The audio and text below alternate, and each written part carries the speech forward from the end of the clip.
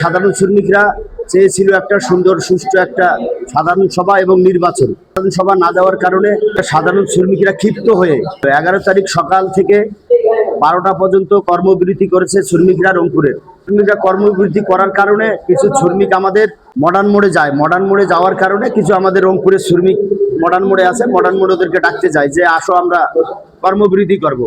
এই কারণে ওখানে বহিরাগত হারুনের কিছু সন্ত্রাসী বাহিনী, পেটুয়া বাহিনী যারা অন্যায়ভাবে মডার্নের টাকা খাচ্ছে, সাধারণ শ্রমিকদেরকে মারধর করছে। আমরা একটা মামলাও দিয়েছি, কালকে এজাহার করছি।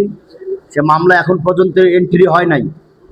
যদি এই মামলা এন্ট্রি না হয় আর এই রাব্বি এবং এই বাবু রাসেল যারা ওখানে অন্যায়ভাবে টাকা খাচ্ছে তাদেরকে যদি গ্রেপ্তার করা না হয় আর মডার্ন শ্রমিকের টাকা যদি মডার্ন শ্রমিকে না আসে, তাহলে আবারও আমরা কর্মবিরতি, রংপুর জেলা মডার্ন শ্রমিক ইউনিয়নের শ্রমিকরা কর্মবিরতি করব।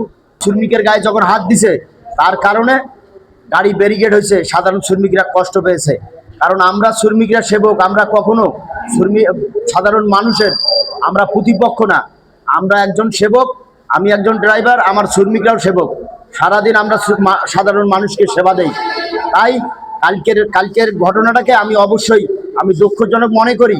কিন্তু যতক্ষণ পর্যন্ত সন্ত্রাসীরাই মডার্ন শ্রমিক ইউনিয়নে থাকবে জড়িত, আমাদের যারা টাকা খাবে, তাহলে আবারও শ্রমিকরা তাদের হাতে তাদের আইন তারা হাতে তুলে নেওয়ার জন্য অবশ্যই বাধ্য থাকবে আমি মনে করি। কারণ তাদের হকের টাকা তারা সারাদিন গাড়ি চালিয়ে 20 টাকা 50 টাকা করে রাস্তায় দেয়। সেই টাকাটা যদি অফিসে জমা না হয়, তারা যদি সাহায্য সহযোগিতা না পায়, তাহলে এই যে বয়স্ক শ্রমিক আমার পাশে আছে, আরও আছে, এই বয়স্ক শ্রমিকগুলো কেউ টাকা পাচ্ছে না। তাই আমি আমার প্রিয় তারেক রহমানের কাছে, প্রিয় নেতার কাছে আমার আবেদন, উনি যেন এখানে খুব তড়িৎ গতিতে ঈদের আগে সাধারণ সভা যাতে দেয়। আমি চাই না সাধারণ সভার আগে শ্রমিকরা গাড়ি কর্মবিরতি করুক, আমি এটা চাই না। তাই আমি শ্রমিকের পক্ষ থেকে বলতে চাই, শ্রমিকদের একটা দাবি, কারণ আমি শ্রমিকের বাইরে যাইতে পারবো না। কারণ আমার দলের কোনো দুর্নাম হোক, একটা হাইব্রিড নেতা হারুনের কারণে একটা দলের মানক্ষুণ্ণ হোক, দলের দুর্নাম হোক, এটা আমি চাই না। হারুন মিয়া কালকে যে সাংবাদিক সম্মেলন যে কথাটা বলেছে, এটা সম্পূর্ণ মিথ্যা। উপরে একজন আল্লাহ আছে, আমি একজন ড্রাইভার, আমি সব সময় শ্রমিকের পাশে থাকি। আমাকে যদি তদন্ত করি একটা জায়গায় বলতে পারে যে এই জায়গাটায় আমি 5 টাকা 500 টাকা 10 টাকা পাই, এবং হারুন যদি বলতে পারে যে ও যেমন বলছে আমাকে 5 টাকা দেয়, এটা সম্পূর্ণ একটা মিথ্যাবাদী। তার পরিবারটা একটা মিথ্যাবাদী। সন্ত্রাসী মসজিদ, আওয়ামী লীগের এই মসজিদ কি করলো, আমাকে কোনো কারণে আর ডিক্লেয়ার দেবে না।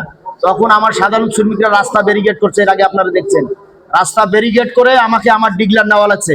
আমাকে কোনো আওয়ামী লীগের সাথে আমি মিশি নাই। মসজিদের আমলে আমাকে 300 টাকা দিছে, এ সপ্তাহে দিচ্ছে, ওই সপ্তাহে নাই। আমাকে কোনো ঈদের টাকা পয়সা দেয় নাই। আমার বাচ্চা কাচ্চা ধরে আমি এইবার ধরো 4বার আমার পরিবারে আমি পর্যন্ত এই গোছ পর্যন্ত কিনতে পারি না। আওয়ামী লীগের সময় আমি অনেক কষ্ট করে জীবনযাপন করছি, 11-20 কমিটি চালাই। 1 মাসের মধ্যে আমরা শ্রমিকদেরকে আর কোনো সাহায্য দিতে পারি না। শ্রমিকদেরকে যারা মারা যাচ্ছে তাদেরকে টাকা দিতে পারতেছি না। সে মডার্নের টাকা, 7 মাথার টাকা, যেখানে আমি বেশি টাকা, 3টা ঈদে আমরা শ্রমিকদেরকে ঠিক মতো টাকা দিতে পারি নাই। যার কারণে আমাদের যে 11-20 কমিটি থেকে যারা আমার সাথে যারা 6 জন ছিল, তারা ওই সংগঠন থেকে বাইর হয়ে আসছে। এই জন্যে বাইর হয়েছে যে শ্রমিক যদি টাকা না পায়, শ্রমিক যদি মারা যাওয়ার টাকা না পায়, শ্রমিক যদি দুর্ঘটনার টাকা না পায়, সেই সংগঠনে তো আর থাকা যায় না।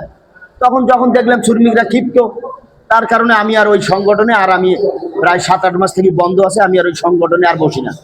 শ্রমিকদেরকে যদি আমি টাকা দিতে না পারি, তাহলে ওই সংগঠন তো বসে থাকার দরকার হয় না। টাকাটা আজকে মডার্ন শ্রমিক ইউনিয়নে আসবে না, অথচ মডার্ন শ্রমিক ইউনিয়নে না আসে, এই টাকাটা সম্পূর্ণ হারুন ফ্যামিলির কাছে, হারুনের কাছে যাচ্ছে। যার কারণে মডার্ন শ্রমিক ইউনিয়ন চালাইতে কষ্ট হচ্ছে। যার কারণে আমি মডার্ন শ্রমিক ইউনিয়নে এখন বসি না। আমি সাধারণ শ্রমিকের মাঝে সারাদিন থাকি। কারণ আমার প্রিয় নেতা সাধারণ মানুষের সাথে থাকে, আমিও সাধারণ মানুষের সাথে থাকার চেষ্টা করি। রংপুর জেলা মডার্ন শ্রমিক ইউনিয়নের শ্রমিককে বাঁচাইতে গেলে, যারা পরিবহন শ্রমিক গাড়িতে ডিউটি করে, তাদেরকে বাঁচাতে গেলে সুন্দর সুষ্ঠু একটা সাধারণ সভা এবং একটা নির্বাচন, যেখানে সাধারণ শ্রমিক, আমাদের প্রকৃত শ্রমিক যেখানে ভোট দিতে পারবে, তাহলে সব সমস্যার সমাধান হবে।